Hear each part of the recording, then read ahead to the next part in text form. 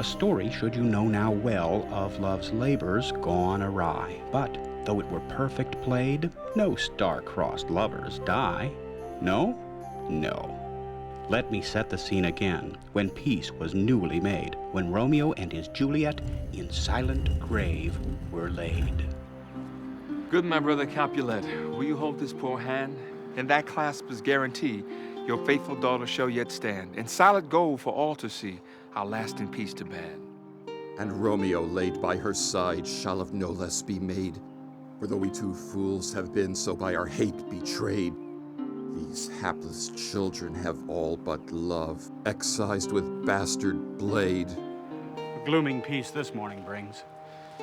The sun for sorrow will not show his head. Go hence to have more talk of these sad things. Some shall be pardoned and some punished. For never was a tale of more woe than this of Juliet and her Romeo.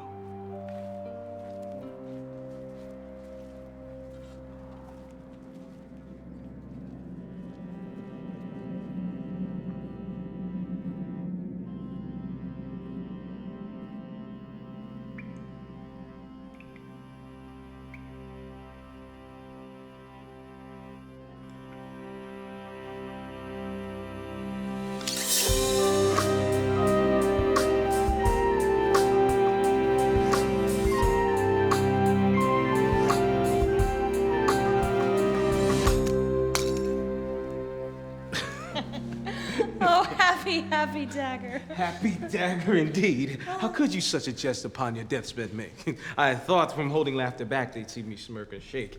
Then belie the poison if one too much did take, would merely make one belch and stagger. And more to the point, and this be the point, stagey dagger. Mock it not, my one true love, for 'tis this small and tricky blade that finally a life has cut from fabric which once only long swords of death could penetrate. Mock shall I never more to it.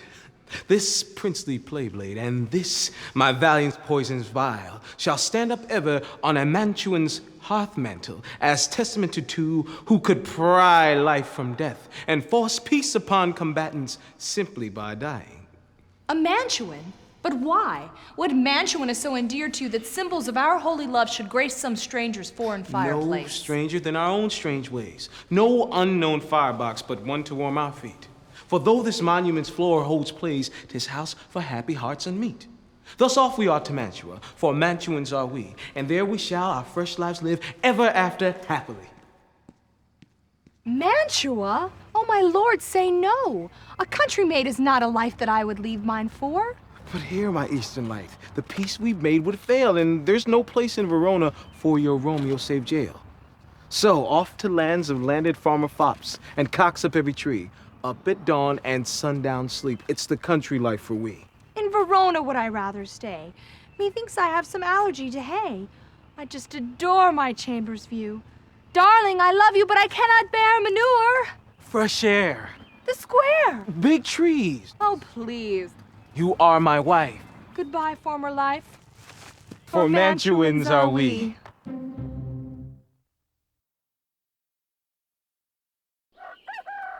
Must I say it plain? While I in solid gold make stand, he leaves our Romeo slain. But fair, my lord, our gentle son is slain, and such a figure of him as cut makes proud and sorrowed mother glad to see. I beg you, let our Romeo recline in gold on stone. Let us endure narrow slight that lets hard one truce be. Woman, you have no sense of it. Let me make it plain. If such as girl on marble stand, and her weight 100 stone, then half that weight is used for boy, and its surface carved alone. Thus, brother Capulet can steal poor dead boy's gold, saving on the sculpting too, the more his purse to hold. What villains are these Capulets? How can such hard hearts beat? But I will not let come to blows this hard villains cheat. Faith, dear wife, I have a plan. In secret shall I the Juliet cast around a hollowed core, and to make it all way right, inside base lead I'll pour. So we the richer shall be, and thus settle the score.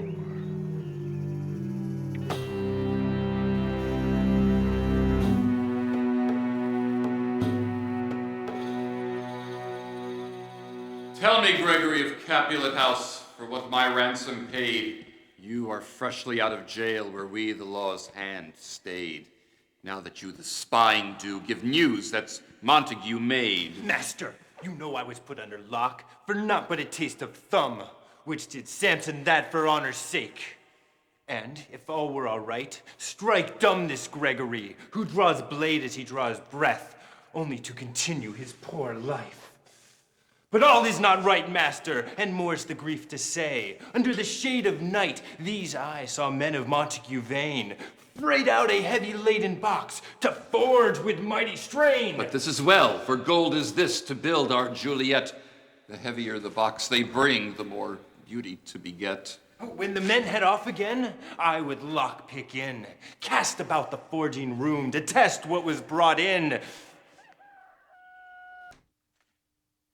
Alchemy were better fit to make gold markers of these dead, for nothing was in the box but 80 weight of lead.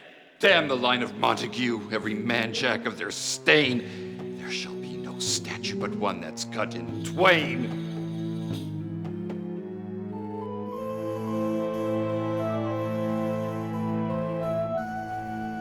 Say you, Friar Lawrence, you knew those young hearts well?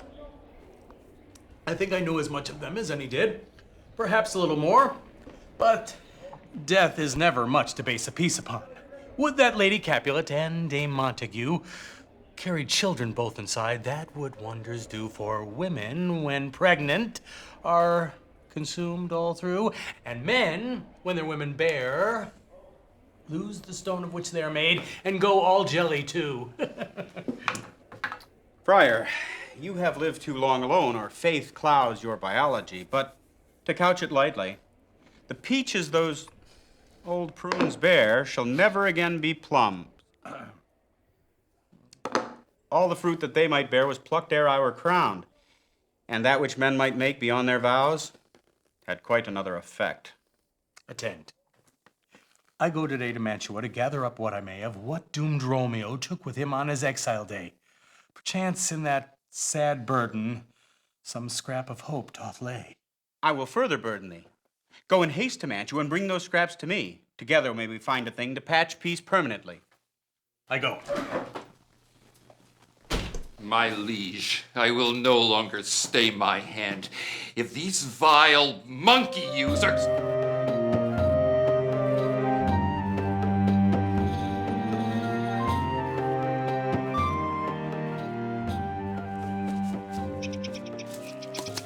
Passing only 490 days, methinks I could now return to the tomb in which I once did dead lay, satisfied. Now what more might a good man ask? My most beautiful and sacred bride, who, when fresh from noble Verona, could but burn water well, has hurled herself against our kitchen's task. And as often as this attempt ends in death for those who the trials try, I was never fed so much nor well.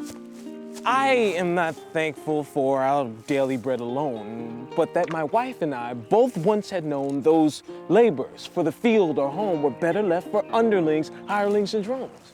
Now have learned to share the work we must self-bear, finding joy endeavoring what once we would not dare, and have the happy closer come. In all but one affair, she will home. No argument can man give to hold his wife from mother. I will not say this is a fault. Assured I am, the love shared there is wholesome, good, and natural. Save my Juliet and I should in a Verona vault lie. But that does make all the difference. Romeo, Romeo, wherefore art thou, husband? The midday table being cleared, have no appointments we, and with 6 weeks till harvesting yet, a ploughing there shall be.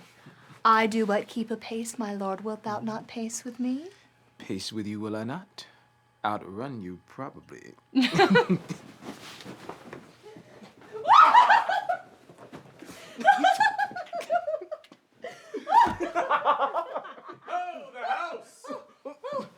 What noise is that? Who's in? Fie on the fool who doth my love spell break. A pox upon the prissy man who deep tights fit for men! Mantua House of Montague. Who stirs in rooms that should remain unmixed? Two to whom this old house was sold, arriving fresh from Greece. If you who shout without must be told, need be told, one Thisbe from the city thieves and I her husband Pyramus. I'm afraid you are taken in. This land will not be sold until I to Verona turn with what was Romeo's. Will you not the door unlock to one Franciscan friar? Together I will show, good Greeks, your realtor was a liar. Chance of news from Verona fair? Dear husband, bid him in. I'm starved for news from that fair state. Sweet husband, bid him in. Come, wife, we will not have all known. Friar, fair have we been done by order fair. Welcome, Franciscan, to our home. What little we have we share. Press but boldly on the door and come. There is no luck there. Thank you kindly, Pyramus. Lawrence Friar am I. And I must admit, thy wife and thee have names which fit comfortable in thy ear, as if I had them somewhere heard in some previous year. Come, sir, let me have thy hand.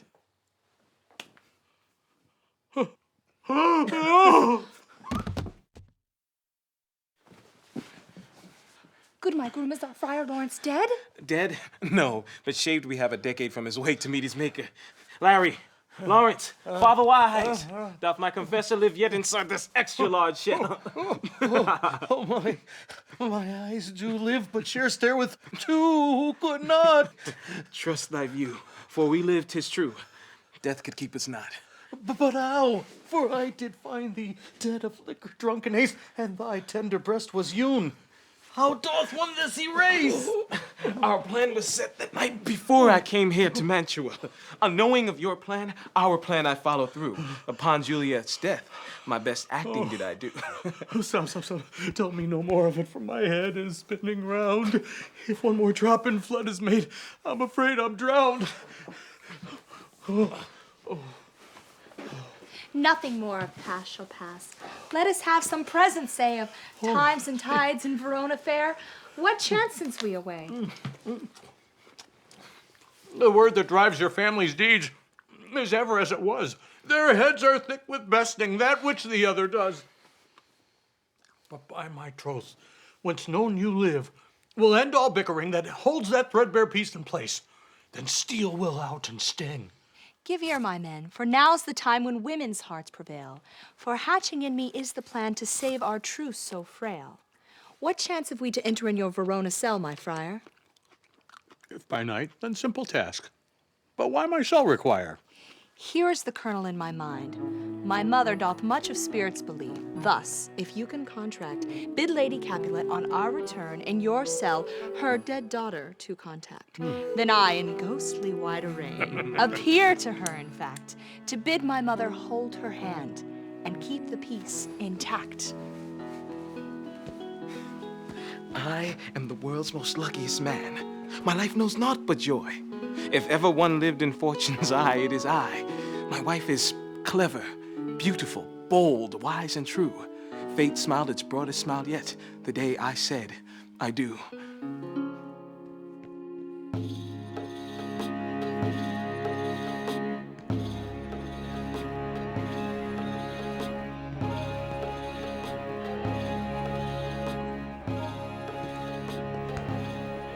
Know me well, sovereign mine, as kind and fair of mind. But blood will flow unless we show some answer to the blow. Each side would be behind. Well composed, Benvolio, and I will take it in. You must know that these offenses rankle even regal skin. I know it benefits none well, these fits and fights of fools. Most unmeet dead lovers sweet should be such asses' tools. But how do we undo? We'll puzzle it without you, friend, for the grousing has me bored. Until the time I find a clue, see that you keep up that sword.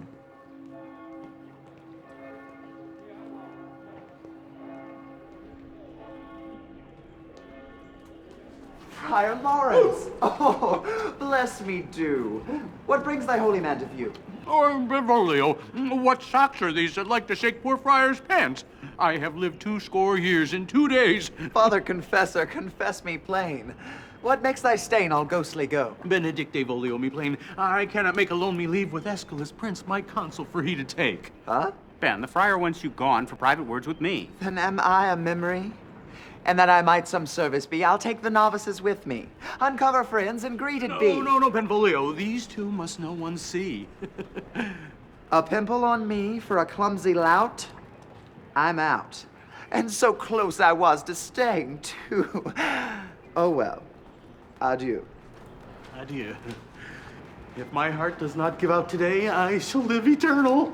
I always thought we would. But tell me, trembling friar good, what bring you me from dead boy's bed in Mantua? Naught, good prince, but married dead, and merry shall they be. For I bear a plan for Lady Capulet to fool the enmity that both tribes do yet bear. May it please thee to show that Juliet stirs undead, unless the peace can be, and for the role of Juliet have I the actress perfectly. Oh, simple friar, what actress would you find who will not be found out? Or else deceived mother would have the actress ever about. If she promise all be well for each brief visitation, to keep beloved offspring near, she'd war and peace the nation, alternating points of view in perpetual rotation, dead daughter more to see. Damnation, those two hearts are out. That makes what's further to be said quite the bumble-bee. Prince Aeschylus, what would governing sovereign say if hypothetical cure be found, so that both those well-remembered hearts could yet be made to pound? Would such return be welcome or nay? It puzzles me not in the dawn or dusk, unless at night or day. If conjecture's all there's left to speak, there's nothing more to say. No, if, good consular, in my travels few, I had found a rare seed, which once planted would make unwelcome deaths undone. Would those who were magically recalled your honored self condone? Ask me if this willow monk, and this, the willow's mate, became Romeo and Juliet, how should law set their fate? The worst punishment for any pair, to but have no other mate, to live together till they die, and get nothing but the gate. Stern your sentencing, my lord, and altogether true, for when I marry such and such, that's how I curse them too. My liege, the seed is of the tanna tree, which calls the dead to life. One seed is left in all the world, and magical is its price. As long as the plant grows undisturbed, those buried underneath will live again and walk this world. But their recall, I beseech my lord, is not likely undertaken, for the plant is a sensitive, and if its root is shaken, those who caused the planting will wither and be taken. Fancy's a poor partner, friar. I'll not be married to it. And marry will we never be, for your doubting would undo it. Wait, friar. You grow most mysterious since your country jaunt. But if I take this Tana tale and put it to the test, and as I hope you're serious, what must your prince invest? Every single thing, my lord. Every knife, every foul humor, every trace of enmity, every disfavored rumor. High price for this touchy plant. Make ready, father. Make way. I have prayed, you know, for such a price. And give my word for this device, all in Verona will pay. Faith, don't fail me now. Faith won't fail thee now. We'll return to that graveyard and bring the sacred seed. Before the right can right be made, we must complete this deed. Every weapon, township and town must be gathered up in haste. Every wasting implement must be laid to waste. Every sword melted down, blood never again to taste. By God, I will make it so. Go thou and prepare. 2 days hence shall we know if we are fools or fair. Let the royal decree be made. Every weapon shall be surrendered to the forge, upon pain of in a grave be laid, if any this deny.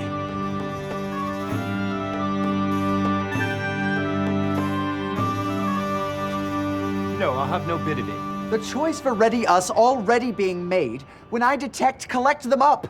I don't stop to persuade. You, once when spring was new, bid me put up my hand. Now command me yet again? How much must I withstand? You bear no sword, so I'll just ignore. Let the snarling poodle roar.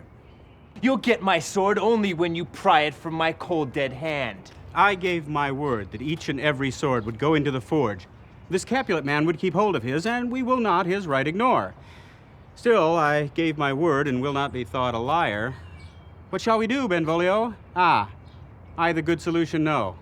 Put man holding sword in fire.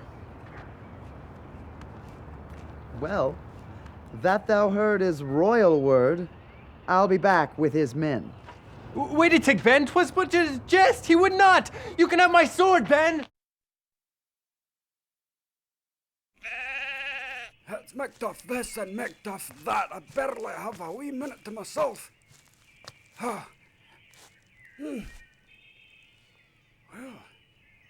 that's better.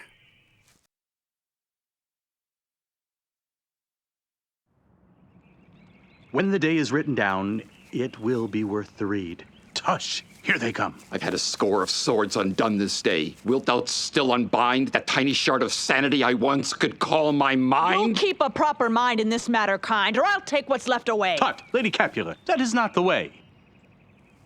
Forgive me, father, and husband too. I will nothing further say.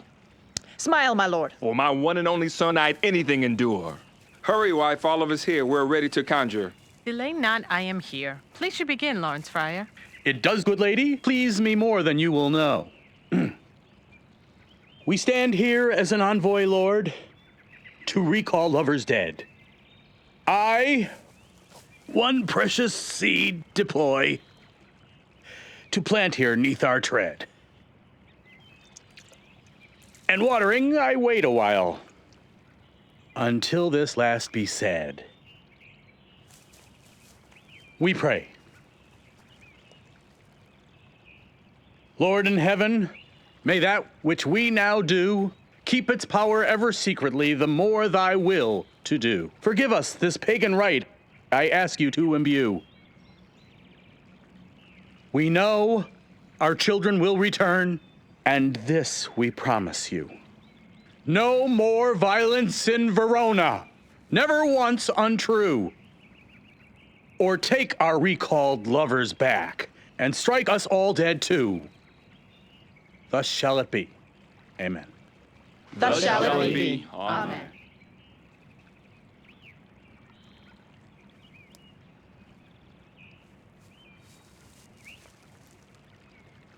How now? We will stand here yet a while, till the water's taken in. Then the earth will open and give us your children. Does no one here feel undressed? Am I the only one who sees an empty scabbard and thinks a prank's been done? I know how naked you must feel since your mischief is undone. But we can stand a moment more if you can hold your tongue. I'll hold your tongue, you monkey-faced you. Tut, gentlemen! Will you end this before it has begun? All right, I'll bite. What do we do? What's said?